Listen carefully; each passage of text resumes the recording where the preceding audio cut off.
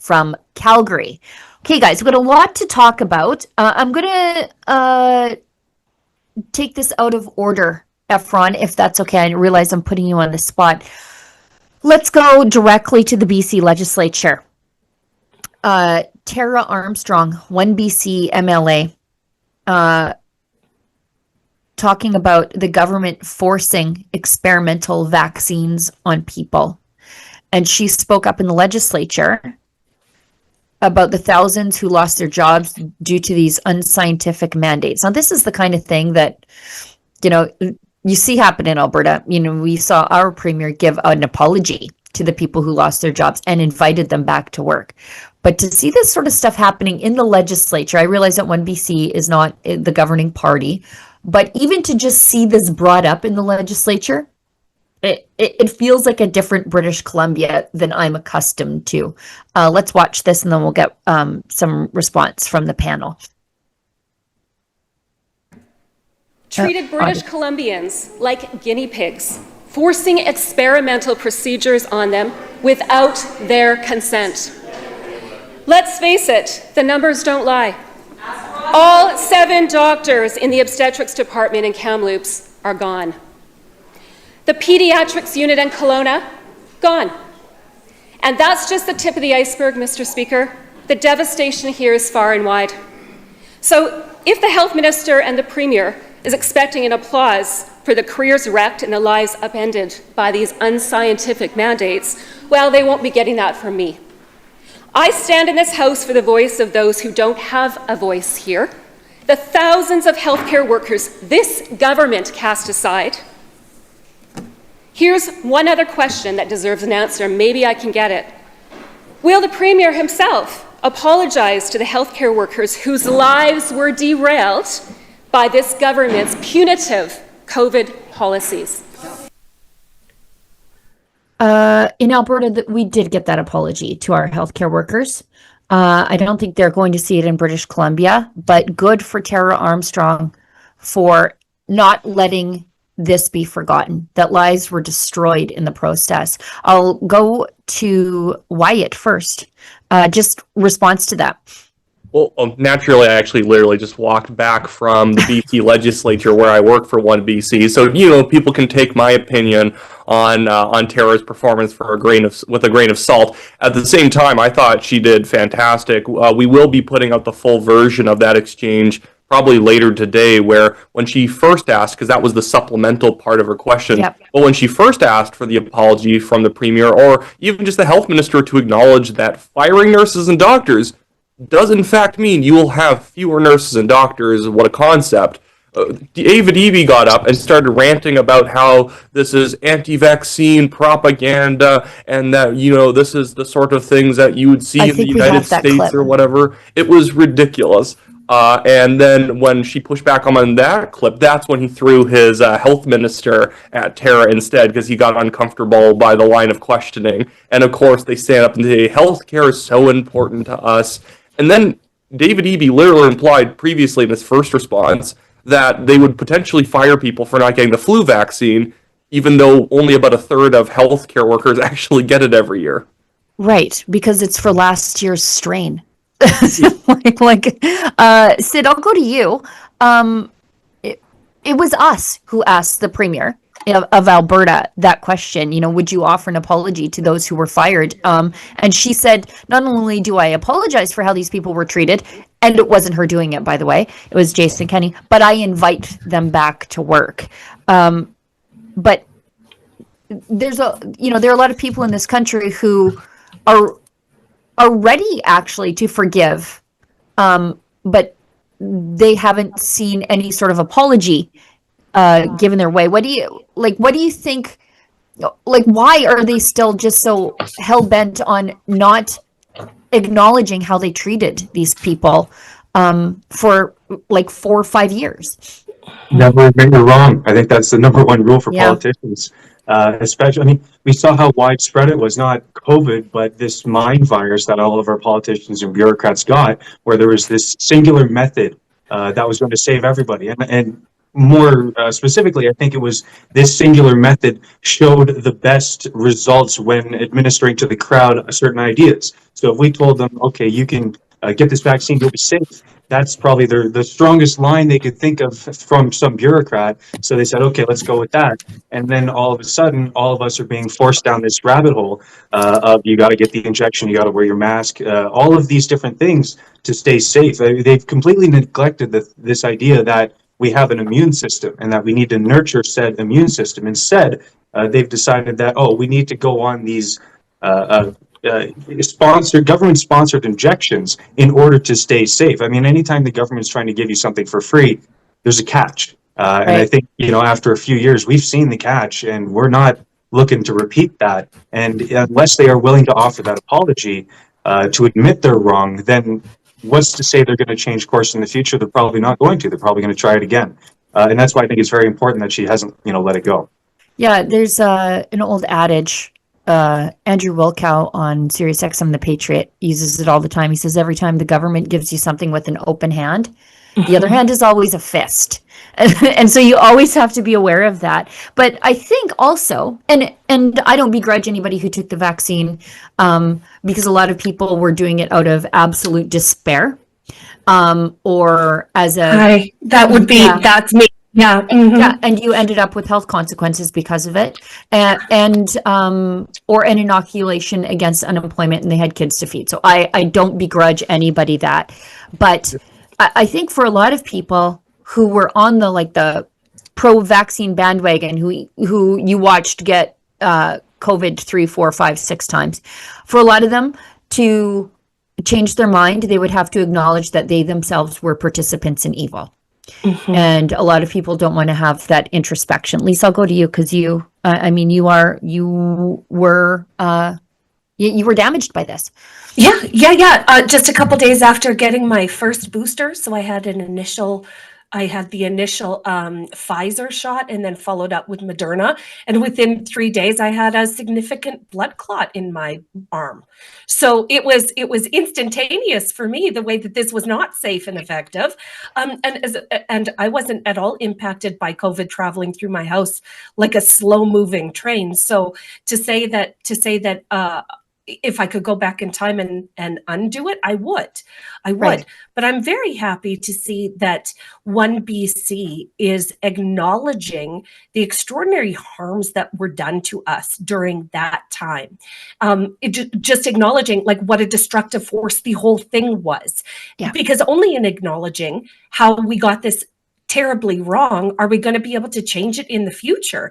And so David Eby standing up in the BC legislature talking about anti-vax and fear mongering. Well, I don't think David Eby understands that vaccination in this capacity is no longer a publicly supported form of public health. Right. You know what I mean? Vaccines are not trusted anymore as part of public health because of this. Yeah. And so it's really interesting, but there are people that still live in this bubble where, public vaccines are the things to do. A Saskatchewan broadcaster yesterday got his flu shot done live on air. Well, a nurse comes in and gives you your annual flu shot. Now, to be fair, this was a segment that Saskatchewan broadcasters used to do pre-COVID, right? But post-COVID, it is extraordinarily tone deaf. It's extraordinarily tone deaf because what it does is put another divide between people that are just choosing not to based on what happened in COVID and people that are still, get your monthly government shots. Yeah. We've got the David Eby response to Tara Armstrong's first clip, and they say, this is anti-vax nonsense, and people are skeptical now writ large of medicine, and it's because of how the government handled COVID. So if they're worried about the rising anti-vax sentiment, look in the mirror. That phone call's coming from inside the house. Let's go to this clip. It's a little bit long. It's 3 minutes, but Wyatt rightly sort of paved the way for this. And then we have some other crazy things in the legislature after we respond to this. Years, this government's reckless and unscientific COVID mandates have driven more than 7,000 healthcare workers out of the system, gutting frontline care and putting British Columbians' lives at risk. Even after walking back these mandates, the government doubled down, forcing workers to disclose vaccine status, reapply for their own jobs, and return to work with not a penny of back pay. And unbelievably, they're still holding the threat of new mandates over their heads. Our healthcare system has crashed and burned under the weight of critical staff shortages that this government has created. So my question for the Minister of Health is this: will she finally admit that her government's COVID mandates damaged our healthcare system and that it was an unforgivable betrayal of the very people we rely on to keep us healthy and alive? Mr. Premier. Thank you, Honourable Speaker. It's hard to think of a better example of the challenge of discussing public health care, the need to protect vulnerable kids and seniors who are in healthcare environments and long-term care and hospital. It's hard to think of a better example of how hard it is to have these conversations in this House with an example of the ideology that has been brought into this House by the Conservative Party. This anti-vax philosophy, which has no grounding in science, proposes to send unvaccinated workers into our long-term care facilities and hospitals with children who are fighting cancer, with seniors who are clinging to life, and expose them to COVID and the flu and measles. It is incomprehensible. It is unforgivable. Raising anxiety among British Columbians about vaccination right at the beginning of flu season. Right at the beginning of flu season, when we need people to go out and get vaccines to protect vulnerable populations, an act of service for all British Columbians, to attack that act of service, to say that it is problematic and wrong, it's a betrayal. And that ideology was brought into this House by the Conservative Party, and I think they owe British Columbians an apology. That member who asked the question belongs to 1BC, not Conservative Party, so please have a supplemental. Thank you. I actually do appreciate that myself, for the distinction. Thank you very much. Thank you very much, Mr. Speaker. Okay, I think we'll go to Wyatt first, obviously. But yeah, did you know it's an act of service to get a flu vaccine? It's a sacred time of year. It is the most wonderful time of year if you work for Big Pharma. But this goes to my point during COVID, where I repeatedly said the lines on the floor and the vaccine Band-Aid selfie photos. The most useless people in society are the ones following those rules and posting those photos because they don't do anything for anybody else. They won't help an old lady cross the street. They won't shovel somebody else's sidewalk. They don't do anything good in society, but they get told, if you get this vaccine, or if you follow those stupid lines in the grocery store, and if you scold other people for not doing it, you are akin to a firefighter. You're saving lives. You're rushing into a burning building. You're the real hero. And so the most useless, selfish people in society, they leapt on that. And that's why they don't want to let it go. Because without all that stuff, they just go back to being the losers in the neighborhood. Anyways, I'll be quiet. Go ahead, Wyatt. Well, there was multiple distinct lies there from David Eby. One, notice how, because Tara Armstrong pointed out, one, it's egregious that when you're rehiring the forced out workers that you're going to force them to jump through a bunch more hoops just to get their jobs back. And at times they still said no. And then people had to go to their local MLAs to put pressure on the health minister to make a big enough deal to hire them back. But if he's so terrified, if we were supposed to be terrified of somebody who has not gotten every single vaccine on the planet working in a hospital, why is he hiring them back? It's almost like he knows the bigger health concern here, if he actually even considers the vaccine one actually something he really cares about in his head, and it's not just a political thing for a political stump for him to stand on. But if he actually thought that there was a risk, he wouldn't let any of them come back. Right. He's letting them come back because obviously it's a bigger threat to people's health to not actually have ERs open, and they keep shutting down all over British Columbia because of understaffing. At the same time, they're building a new hospital in Vancouver, where out of, I believe, the 5 or 6 floors, more floors are dedicated towards office supplies and desks rather than actually treating patients. And then another thing they said is that he said that we can't allow people who are not vaccinated around the elderly and children in cancer wards. It's like, well, again, only about 1/3 of all people who work in the health system actually get vaccinated. Even if you go into intensive care, it only goes up to 2/3 because, again, there's a lot of doctors out there, even with all the pressure that you should do it every year to model good behavior. A lot of them are like, it doesn't even help you. It makes you feel crappy oftentimes for a few days. So what is even the point? But I was also thinking right there, aren't you in favor of MAID and abortion? And Right. now he's talking about the lives of the elderly as if he actually cares. This guy couldn't care. Like, he sees them as more so disposable votes than actual human beings. Well, and given the choice of who cares for your grandma, right? Like the vaccination of your grandma's carer is literally 8th to 10th on my list of priorities. Right. You know what I mean? You want somebody that's competent, that's compassionate, that is good at their job. Like their vaccination status and what they've done is inconsequential to the overall scheme of things, and why we are crowding them out when they could be providing care to the people of BC. It's egregious. It's egregious. And again, was the implication there from the premier that if you're not getting your flu vaccine every single year, despite the fact that at best you're going to get 40% effectiveness rate against the main flu that year, at best you're going to maybe have it block you against one flu strain? Is the implication that those who have not been vaccinated for the flu every single year are now going to start to be forced out of the system? Because that's effectively what he said. Because again, because they're a danger. Because they're a danger. Yeah. Wyatt Claypool. Yeah. But pushing MAID on people in hospitals is not a danger, even though that's happening all over the place. Literally, actively pressuring people to end their lives is actually helping people.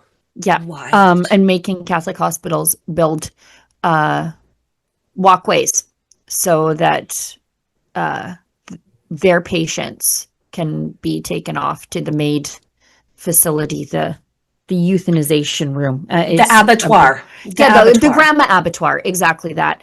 You can see that in David Eby's world, compliant healthcare workers are more important than caring or competent ones. I'll go to Sid. Yeah, compliant and trusting of government. I mean, that's the whole idea here, is if you trust the government, you become a good person. And that's not how it works. And I think the point that, we're bringing it to with MAIDs here is the perfect point to make, and it's the fact of this is the direction our healthcare is going in. Instead of looking to solve your problem, they're looking to end your problem, which is you, inevitably. Right. At least, that there's some carbon offsets there. I wonder if they're blending that into the MAIDs program so it's environmentally friendly. But it really is the trajectory we're going here, where they don't actually care about your health. They want you to subscribe to whatever it is they're putting forward.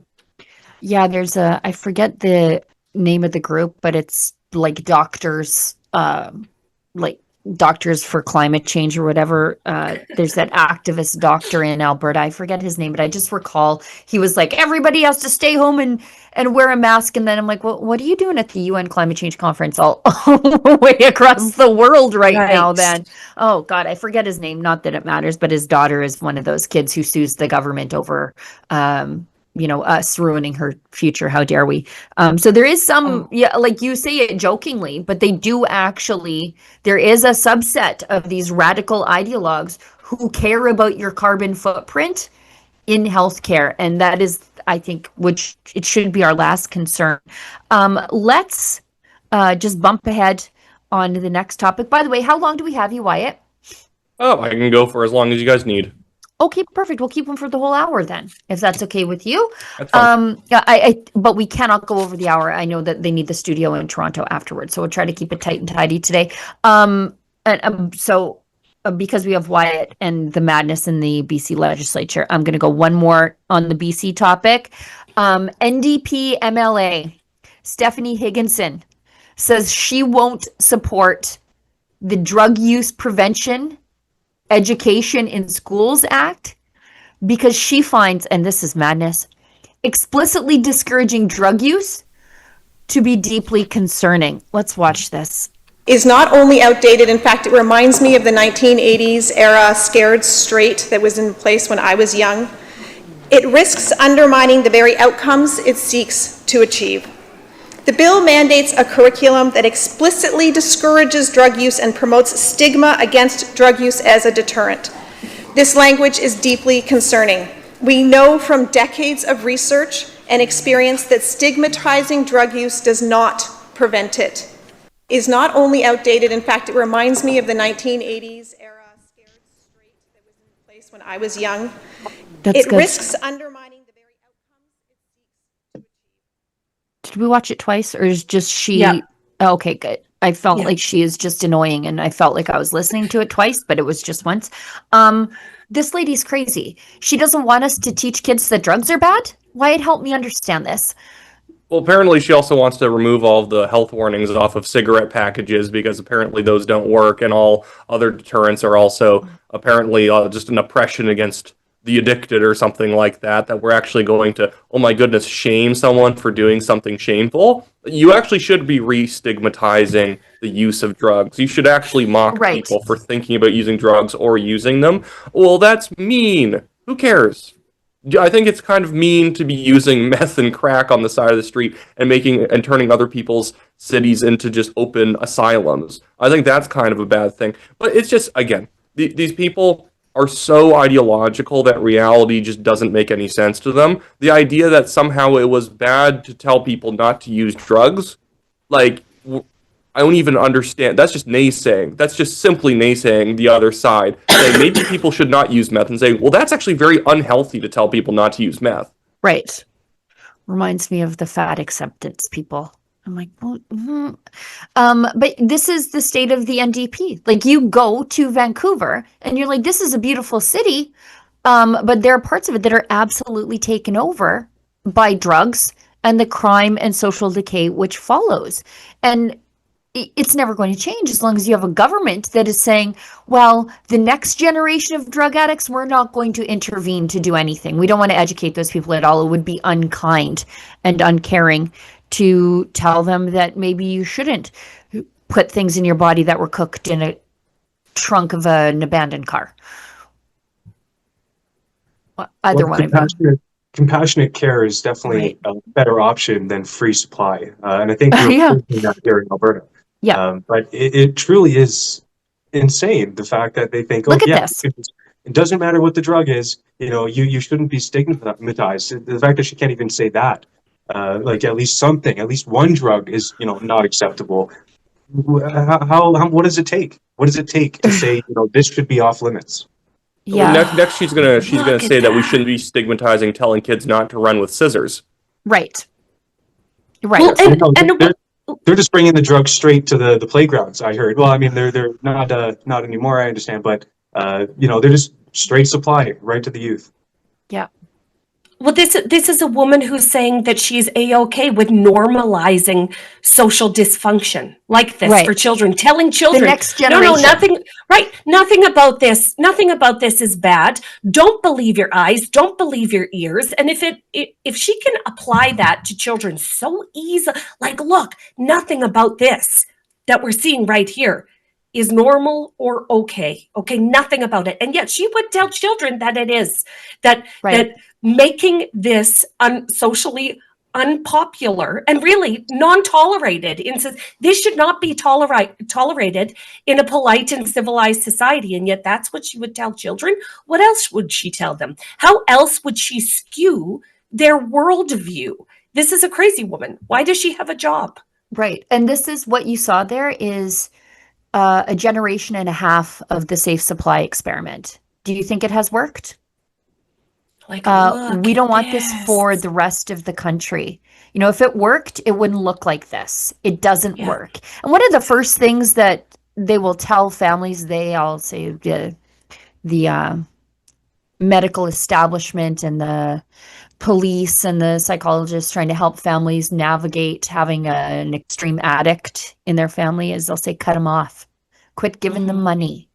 Yeah, stop Don't enabling them. Stop enabling them. And then the government's like, actually, thanks, we'll take it from here and enable these people right into the grave. Maybe they're just very pro syringe plungers in, not syringe plungers out, because when it comes to vaccines and heroin, go wild. But if you're not doing it, that's bad. It's actually kind of like that ideological sickness, where by telling people not to do something, that's bad. But telling people to do something, that's good. No matter what the thing is. It could be literally anything. But promoting stuff is okay. Again, it's like the Bill C4 conversion therapy bill, where you just can't tell people to not do things that are bad for them. Right. That would be, we are currently engaged in first-degree conversion therapy of addicts right now by saying that maybe using drugs is bad and you should stop. Right. Right. By the way, I dug up the name of that doctor from the Canadian Association of Physicians for the Environment, the guy from Alberta who just annoys me to no end, and his pesky little daughter, Joe Vipond. I just remember Joe Vipond. He's always worried about medicine's carbon footprint. I'm like, if I tick over my carbon footprint, are you going to pull the plug on me? And I bet he would. But yeah, during... Well, Sheila, that's what happens when these experts consider us pollutants. That's what they've done, is they've declared us normies pollutants, and whatever they can do to get rid of us, well, it's, saving the earth. Speaking of which, if you don't have a car and a home because you've been left to unfortunate circumstances regarding drug addiction, your carbon footprint's probably going to be a little less. You can actually pull the maps of the rate of electrification in the developing world and then overlay that with a graph of maternal and neonatal health and neonatal outcomes. And it's like, the higher the rate of electrification, the better the outcomes for mothers and babies. But then you have doctors like this in Canada. And my favorite Joe Vipond thing was, you guys can't travel, you guys can't have Christmas, wear your mask, stay home to stay safe. I'm like, aren't you in Egypt right now at the climate change conference? Stop it. It is personal growth for him that on his website he just has a picture of his normal face rather than that giant elephant mask he was wearing for 4 years straight. There it was. Oh, that's not even the real one. He usually wears the one with the two HEPA filters on the sides, like he's a Batman villain. That's him at the United Nations Climate Change Conference in the UAE, which was pretty darn nice. But I didn't, and I like the UAE. I've been there, but they don't allow you to report freely. So I was like, no, if I go there, I'm just asking for trouble, even from a benevolent dictatorship. Look at him trying to suck in air on that thing. That's crazy. just like a puppet almost. But yeah, don't have Christmas. And these, by the way, these events are held in late November. So in the lead up to Christmas. So when they were actively telling us to cancel Christmas, Joe Vipond is like, the UAE is nice this time of year. I'll head right on over there and tell everybody. By the way, I'll lecture everybody about my carbon footprint while circumnavigating the globe. Right. Well, it shows you how much money is oozing out of the international climate advocacy kind of industry, because who knows who Joe Vipond is outside of Alberta? And in Alberta, he's a punchline, and yet they still had the money to fly him out, to probably put him up in a nice hotel and have him speak on panel, because they'll take pretty much anybody, because they are oozing cash, and they can pay idiots like this to go around advocating for whatever they want, because they were trying to connect the idea that people really trust doctors. Except people like Joe Vipond. So let's pay him to also say other propaganda, even though he doesn't understand it at all. Yeah.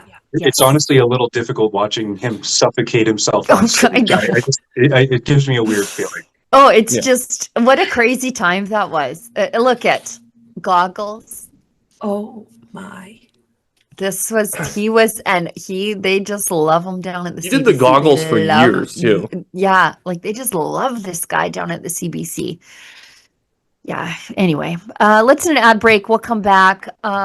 We'll touch on maybe just something. I dug around on the new mayor of Edmonton's website, and I was like, great. Anyway, let's do an ad break. We'll be right back.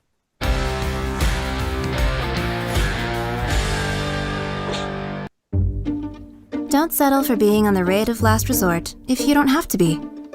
Check your most recent electricity bill. If it says the words rate of last resort on it, then there are likely better options available for you. In fact, you could save hundreds of dollars per year by switching plans. Check your bill, then go to ucahelps.ca to explore your options. You will likely find a better rate and could have hundreds more in your pocket by the end of the year. A message from the Government of Alberta. Do you agree with me? It is time to make Canada great again. And that is why we at Rebel News have teamed up with MCGA hats to introduce, well, the fashion sensation of 2025. Oh, and by the way, these beautiful hats, they are made in Canada. We don't rely on cheap imports coming over from China. So what are you waiting for, folks? Show your pride. This is the perfect thing for a patriot to wear, or maybe there's a patriot in your life that you would like to gift such a hat. Please go to mcgahats.ca.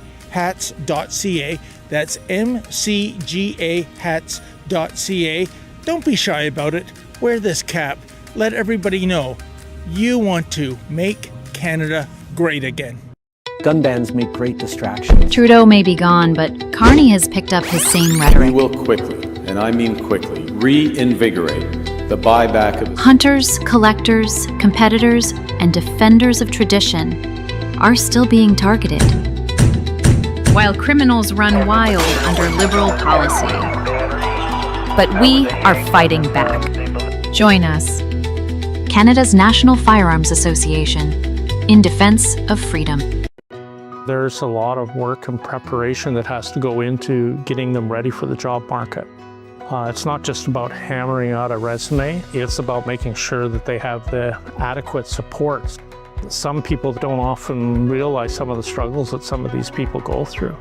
Not only are they connected to the work, but they're also connected to our whole mission and what we do as an organization.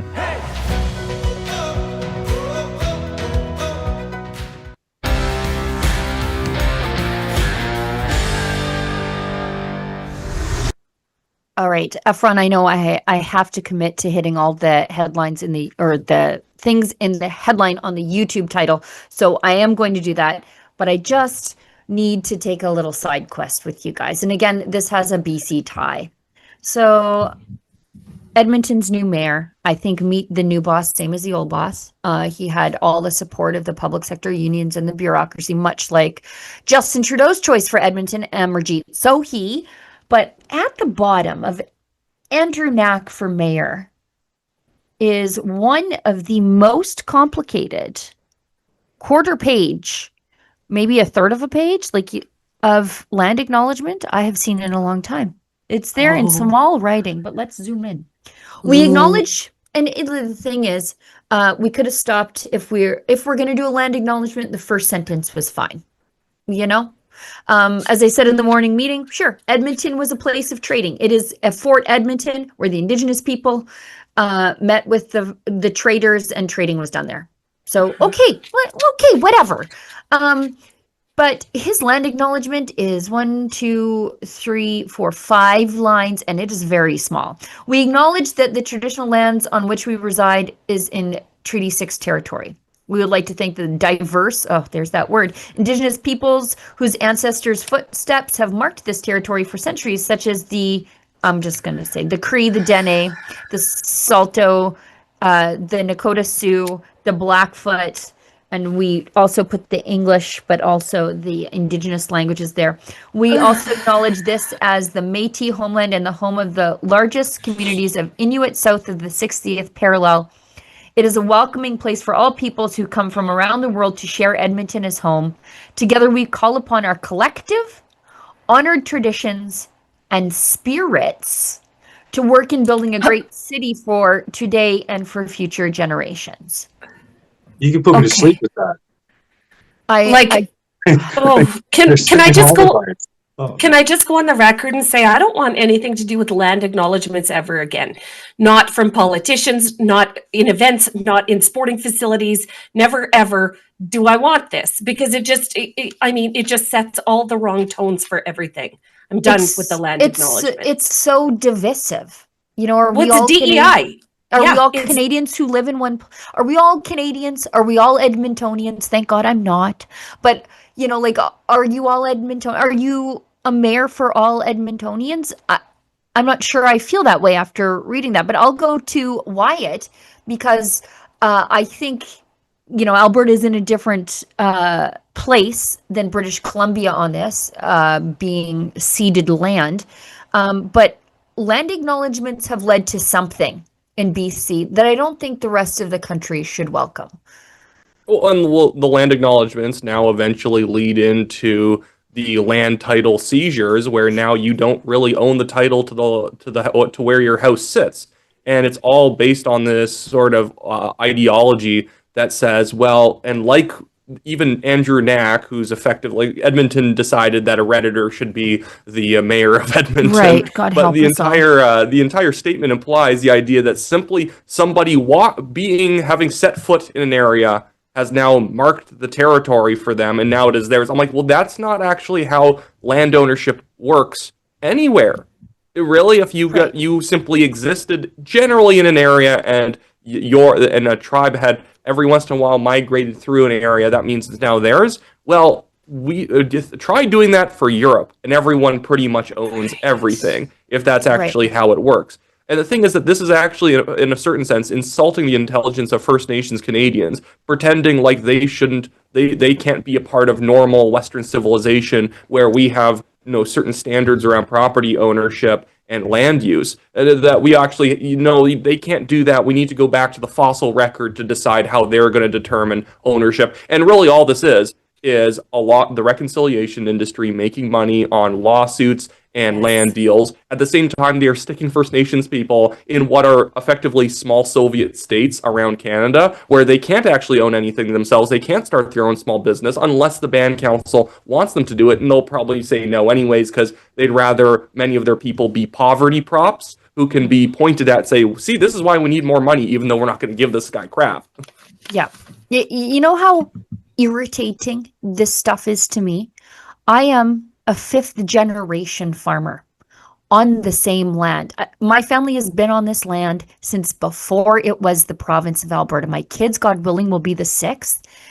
We have cultivated this land. We've turned it into something productive. We are feeding the world.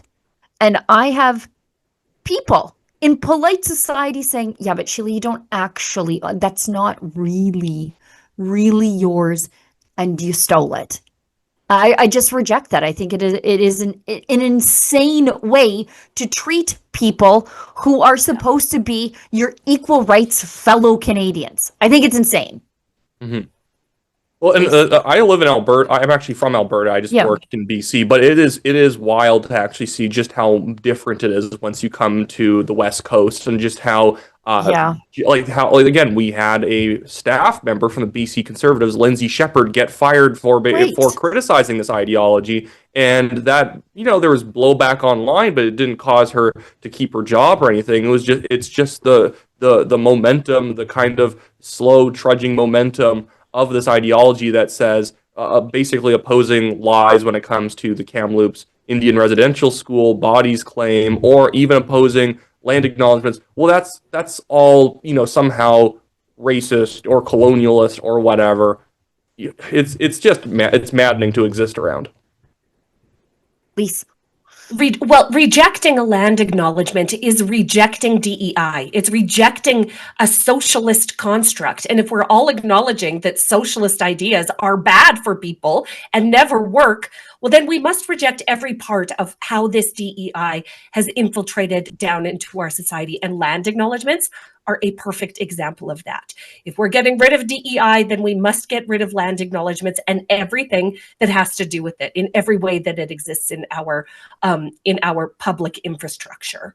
It's like, imagine telling the descendants of people who fled the Ukraine and lived for 2 winters in a dirt hut in the ground that they were the oppressors. That is the experience of our family in Saskatchewan. We lived in a sod structure for 60 years uninterrupted. And just imagine being like, this doesn't belong to you. It's not yours. I mean, honestly, it is crazy. that's not your sod lease. It's not. Somebody else walked on it. Yeah. One time. Yeah, and I'm just like, you know what? Sometime. Wait till you have to start making farm equipment payments, and then you can tell me who really owns the land.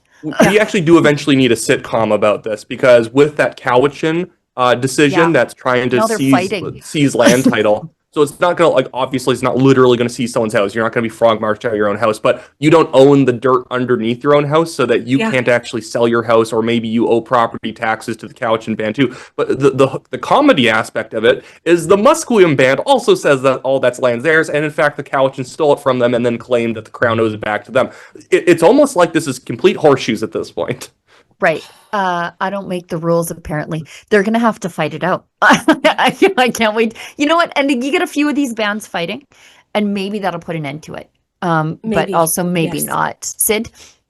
Yeah, well, and I think the solution that, all of these Indigenous groups are operating in lockstep is something that should be done away with. I mean, there are certain things that they'll, come together to agree on, let's say, whether or not there's much validity, like a bunch of supposedly abused children hiding underneath our soil, which has, been the justification for a lot of the momentum in this direction, as we see with the land acknowledgements and the changing of street names to names that, if you were to call the police or an ambulance in the need of an emergency, you would need an interpreter to figure out what that road sign actually meant. I know they have that in Vancouver. It's gotten to a point of ludicrousy, and this to the point there where bands are both claiming right to the same land, is they don't even agree amongst themselves, but they see that there's a way to take advantage of their ancestry. And I think it is actually very disrespectful to their ancestors that they abuse this gimme attitude. Yes. Well, yes, abusive to ancestors. That's something that we need to talk more about in this space. But go on, oftentimes Wyatt. it's downtown Vancouver lawyers and consultants convincing them to do this stuff too. And what I consider people like Sean Carlton and Grand Chief whatever Phillips, I forgot his first name, doesn't really matter. They pimp out the stories of actual abuse victims when they are confronted on misinformation they put out. They are political pimps. They are race hustlers. It's a classic Mott and Bailey tactic, where they will say there's 215 dead children, or now it's thousands of dead children under because they just assume anyone who claims that there was dead children in some place clandestinely buried, then it's true. But the thing is, as soon as you challenge them on that, because it's an uncomfortable position to actually defend, because they don't have any facts really on their side, but then they go back to their more defensible position of the Bailey, which is, well, this person over here was actually abused. I'm like, well, screw you for using that person's actual story of abuse to defend your other crap so you can get money. Yes, That's what they want. They're taking someone's story that they don't care about in order to defend themselves. They're trauma grifting. They are trauma grifting. They are using perceived, and you know what? Some of these traumas didn't even happen.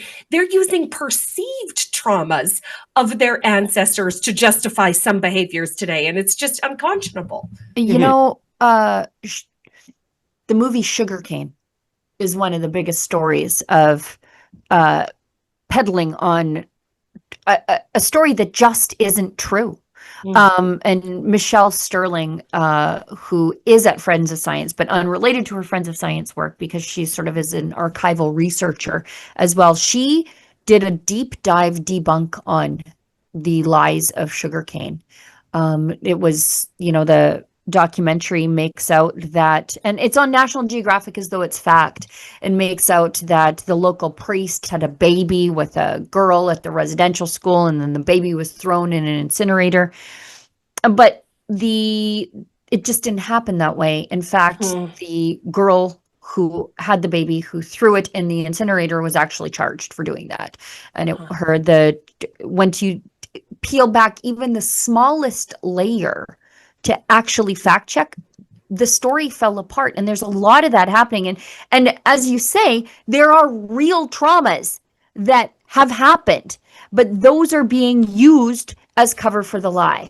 And if anybody even asks questions, you're called a denialist. And that's the real problem. It's the exact thing that race hustlers do in the United States. That's why I refer to people like Liberal MP Grant Wade as basically being the Al Sharpton of Canada. If everyone remembers all the race hoaxes that happened in the 80s and 90s, like the Tawana Brawley case, you end up getting these situations where somebody, even today, all the hoaxes that you get in the US, that when you question them, someone will eventually say, well, did you know something happened during Jim Crow? I'm like, well, screw you for bringing that up and pretending like that has anything to do with what's going on right now, because it actually proves to me you don't care what happened to people in the past because you use their stories like they're just game pieces and you're just playing the card that you want to get through the situation.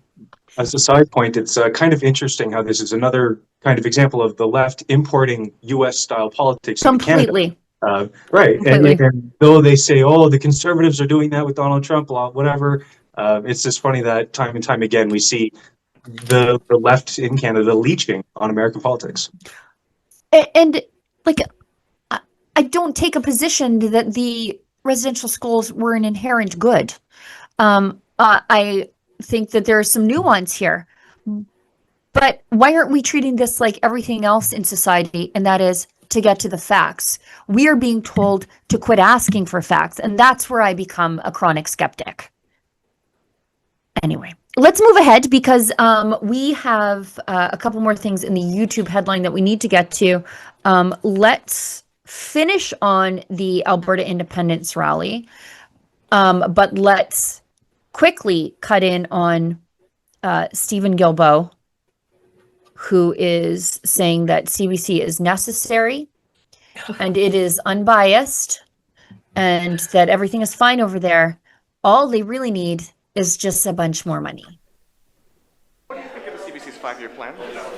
I think there's lots of really good elements in this plan. I really like the fact that the public broadcaster wants to invest more in local news across the country. You saw some of that. Certainly, we think that more, if we can, as you know, we committed to invest more in the public broadcaster, and we believe that those additional resources will help them make sure that Canadians have access to more information, non-biased information, and more local news across the country. And to be clear, that'll be in the budget, that promised funding. I'm not the finance minister. I don't know what's going to be in the budget. You're the heritage minister. Like, you're the heritage minister, buddy. Like, you need to know what is in the budget for the big thing that is under your ministry, the $1.3 billion. Like, he's like, yeah, they're going to invest more. Okay, you just said that. Is that in the budget? Ask me. I'm not the finance minister. Like, what is, excuse me, good sir, but what is it exactly that you do around here?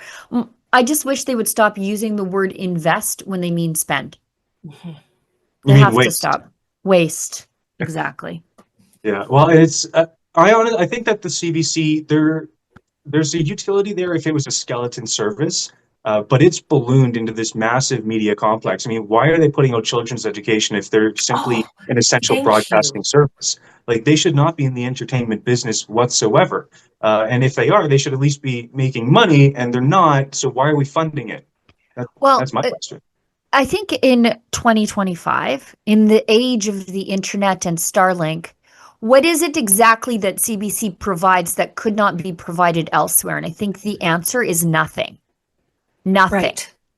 And that's a real problem. And if you're not providing an essential service that cannot be provided somewhere else, why are we expecting Canadian taxpayers to pay for it at all? And they have a real problem with bias. They know it, and a problem with trust.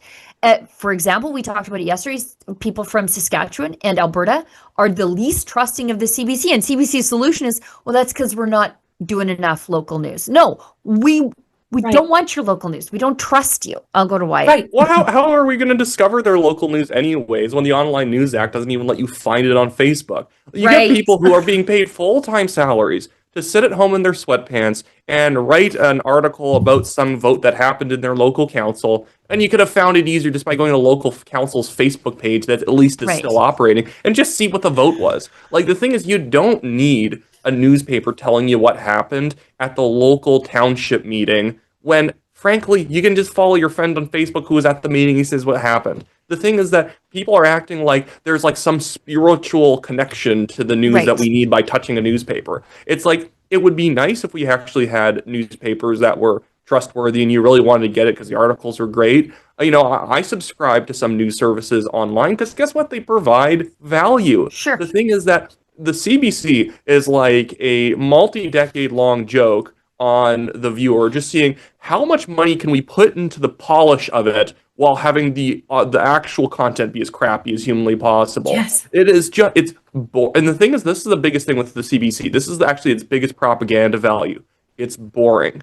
And it convinces people who watch it that nothing's particularly going wrong. And, someone like Pierre Poilievre or Danielle Smith are a bunch of scolds who don't understand how great this country is, elbows up. Right.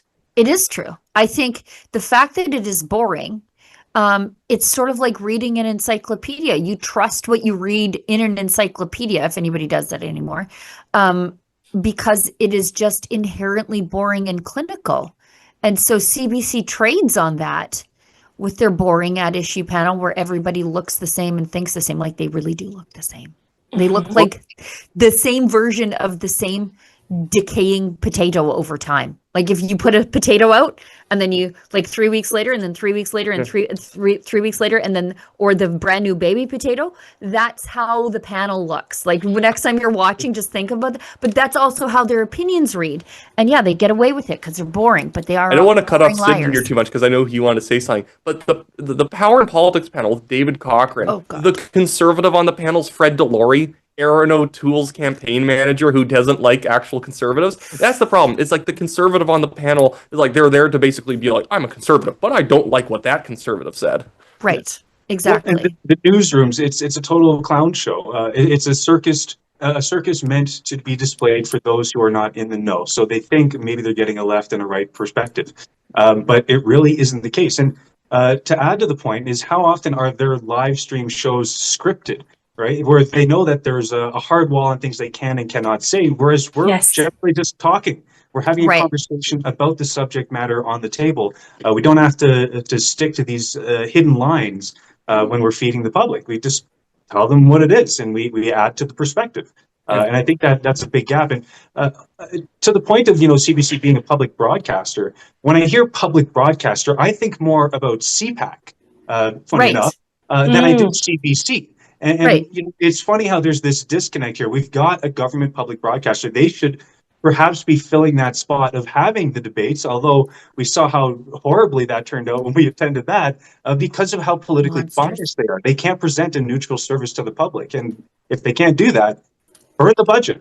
If you're having a panel for politicians, have the party select who they want to go sit on the panel, because at least it's that party's most purest view point being presented, rather than, well, we found a conservative guy out behind the dumpster and he's going to come on to the show and tell you why actually the Liberals, what they said was very incisive and intelligent.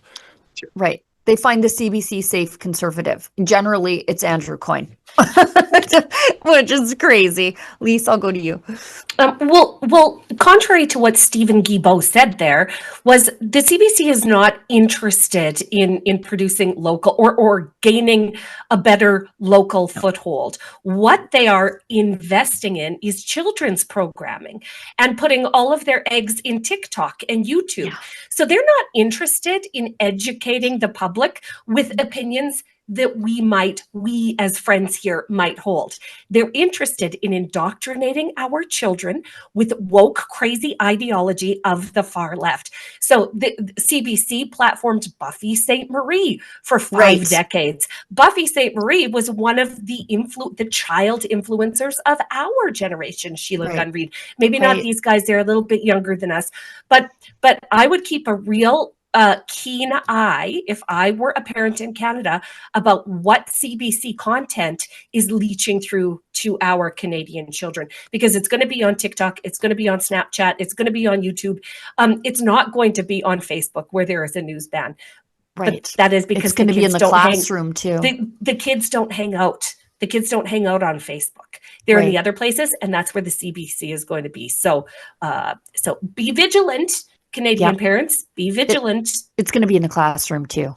That's for sure. Without question. Ugh. Without question. Okay, we got to wrap because we're already over time and they need the studio, but I just wanted to point this out because people have asked me to point it out. There is an independence rally I see from Keith Wilson, trucker lawyer, but also a property rights lawyer and advocate for Alberta independence, whatever that might look like. It's up for us to decide. There's a rally taking place Saturday, October 25th at the provincial legislature 4 till 6, and I think it's going to be off the hook. I see momentum building for this online. I would love to see if our good friend Thomas Lukasik and his Forever Canada or whatever's petition people could get an event this size. If he could get out everybody's slightly brainwashed Grammies and Grampies to brave the cold to go to something. But I see that and I'm not promoting the event, I'm just mentioning it. I think the Alberta Prosperity Project is helping organize it, and it sounds like they are organizing busing to bring people in. So this is serious business. Nice. Yeah. It's going to be a beautiful day in Edmonton on Is it? Saturday. I A didn't high of, check. a beautiful fall day. It's going to be a high of 13 degrees, a little bit overcast, but no wind. So it's going to be a perfect afternoon in Edmonton. And we'll see how this unfolds. Naturally, Rebel News will be there. And it'll be no wind. Great for interviews. Mm-hmm. Now you know. And it's important for us to be there because, as you know, the mainstream media will be like, there's dozens of people there. Like they did with the Charlie Kirk thing. And I'm like, dozens? There's like 3,000 people here. Yeah. So, you have to go there to fact check the lies.